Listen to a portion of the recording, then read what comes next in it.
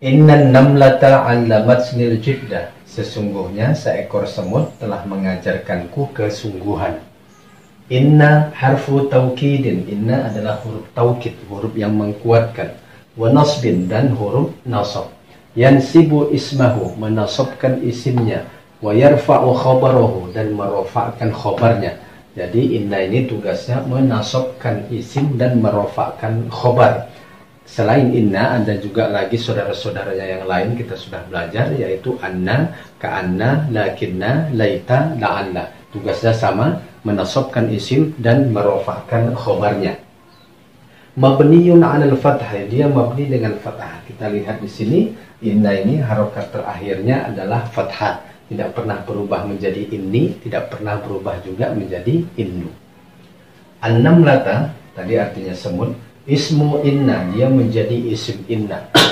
Kata yang terletak sesudah inna ini menjadi isim inna. Awalnya dia ini mubtada ya. Kemudian setelah dimasuki oleh inna menjadi isim inna. Mansubun, setiap isim inna itu mansub. Mansub itu identik dengan fathah. Wa alamatu nasbihi fathah, dan tanda nasabnya adalah fathah. Kita lihat di sini an-namlah, tanda nasabnya fathah. Kenapa? Karena kata an-namlah ini adalah isim mufrad, kata yang menunjukkan tunggal, kata yang menunjukkan satu. Zahira 'alal akhir, jelas di akhirnya bunyinya ta. Kenapa? Karena akhirannya ini bukan alif. Kalau akhirannya alif, maka tanda nasabnya adalah dengan fathah muqaddarah. Fathah yang dikira-kira, yang diperkirakan dengan alif di ta'azur, karena alif itu beruzur, tidak berharokat ya, dia sukun akhirnya. Alamat fi'lun madin. Alamat adalah fi'il madi. Fi'il madi itu adalah kata kerja lampau, kata kerja yang telah dilakukan. Dalam kitab Nahwadi dikatakan bahwa fi'il madi adalah kullu fi'lin yadullu ala husuli amalin fi zamanil madi. Setiap kata kerja yang menunjukkan terjadinya suatu perbuatan pada waktu lampau. Telah mengajari, berarti perbuatan mengajarinya telah lalu. Mabniyun 'alal fathah, dia mabni dengan fathah. Selamanya harokat terakhir dari kata allama ini, harokatnya adalah fathah. Tidak pernah berubah menjadi mi, tidak pernah berubah menjadi mu untuk makna dia telah mengajari.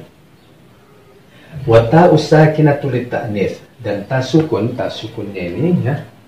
Untuk apa itu lit-ta'nis? Untuk muannas, untuk menandakan bahwa fi'il itu muannas, karena sebelumnya ada kata yang muannas. Apa itu? Kata an-namlah. Jadi kata as-sakinahnya ini untuk an-namlahnya ya, untuk semutnya ini dianggap muannas atau perempuan, atau sesuatu yang dianggap perempuan. Wa fa'iluhu dhamirun mustatir, dan fa'ilnya, pelakunya, subjeknya adalah kata ganti yang tersembunyi, tak kelihatan ya di sini ya. Allamatni, tidak dinampakkan. Dhamir mustatir fihi jawazan ya, kata ganti yang disembunyikan padanya di kata allamani ini, jawazan, hukum menyembunyikannya boleh. Artinya boleh disembunyikan, boleh juga diperlihatkan. Takdiruhu hiya, yang dikira-kira, yang diperkirakan fa'ilnya tadi adalah hiya ya. Allamatni, dia ya. Jadi di sini pelakunya, subjeknya adalah hiya. Hiya ya'udu ila ismi inna.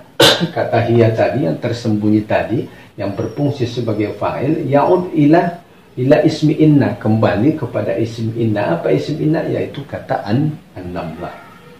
Wal jumlatul fi'liyah, dan jumlah fi'liyah. Jumlah fi'liyah itu adalah al-jumlatul lati tatarakkabu min fi'lin wa fa'il, yaitu kalimat yang terdiri dari fi'il dan fa'il, yang terdiri dari subjek dan kata kerja. Allamat, yaitu jumlah fi'liyah dari allamat. Allamat itu ya fi'ilnya allama, fa'ilnya tadi dhamir mustatir yaitu hiya, fi mahalli raf'in. Satu paket ini menempati tempat rafa, tidak dikatakan marfu. Karena kalau kata yang mufrad, kata yang terdiri dari satu kata dinamakan marfu, tapi ketika dia berupa kalimat dikatakan fi mahalli raf'in, satu paket dia. Khobaru inna ya, alamat ini yang jumlah fi'liyah ini menjadi khobar inna, satu paket. Kata allama dan hiyanya yang dinamakan jumlah fi'liyah menjadi khobar inna ya. Yang pertama ini isim inna, satu paket ini namanya khobar inna. Warabitu khobar inna, dan penghubung, pengikat khobar inna bismiha dengan isimnya. Isimnya tadi an-namlah ya. Huwa dhamirul fa'il al-mustatir, yaitu kata ganti yang sebagai fa'il dan dia tersembunyi. Kata hiyanya di sini yang tersembunyi menjadi pengikat, menjadi penghubung dengan isim inna. Jadi setiap khobar yang berupa jumlah, baik jumlah ismiyah maupun jumlah fi'liyah, harus ada dhamir yang berfungsi sebagai robit, pengikat, penghubung dengan kata sebelumnya. Kemudian nunul wiqayah, dia adalah nun wiqayah. Nun wiqayah itu adalah nun yang menjaga. Menjaga apa? Liwiqayatil fi'li an harakatil kasri, untuk menjaga fi'il, menjaga kata kerja dari harokat kasroh. Di kata andama ini, jadi mimnya ini tidak boleh berharokat kasroh sekalipun dia bertemu dengan ya mutakallim. Maka nunnya inilah berfungsi sebagai penjaga agar mimnya tidak berharokat kasroh. Apalagi ini bertemu dengan tak sukun, kemudian ya-nya pula sukunnya. Ini lebih khusus lagi kepada fi'il amar ya. Fi'il amar itu apabila bertemu dengan ya mutakallim, maka dia harus disertai dengan nun. Nunnya itu dinamakan dengan nun wiqayah. Dia il mutakallim, dari atau untuk ya mutakallim, ya pembicara, ya huruf ya-nya ini ya. Kemudian huruf ya-nya i andamatni, ya ul mutakallim, ya kata ganti orang pertama tunggal, ya orang yang berbicara. Awil mutakallimah, atau orang yang berbicara perempuan, wanita. Mabniun ala sukun, dia mabni dengan sukun, ya-nya sukun. Fi mahalli nasbin, menempati tempat nasab. Tidak dikatakan mansub. Kenapa tidak dikatakan mansub? Karena kata ya ini adalah kata yang mabni. Kalau kata yang murab baru dikatakan mansub. Maf'ul bih li'allama, dia objek korban untuk kata kerja allama. Ya, allamat sini ya-nya ini menjadi maf'ul bih. Maf'ul bih itu ismun mansubun wa qa'a alaihi fi'lul fa'il. Dia adalah isim. Isim apa ini? Isim dhamir mansub ya, tapi tidak dikatakan mansub, tapi fi mahalli nasbin. Setiap maf'ul bih itu mansub, dibaca nasab. Tapi karena kata ya ini adalah kata yang mabni, maka dikatakan fi mahalli nasbin. Waqa'a alaihi fi'lul fa'il, yang dikenai oleh perbuatan si pelaku. Perbuatan yang allama, pelakunya tadi hiya, yang dhamir mustatir, kata ganti yang tersembunyi. Kemudian al-jiddah. Al-jiddah tadi artinya kesungguhan. Al-maf'ulu bihi atsani, dia adalah maf'ul bih yang kedua, objek yang kedua, penderita yang kedua. Li fi'li alamat, untuk kata kerja alamat.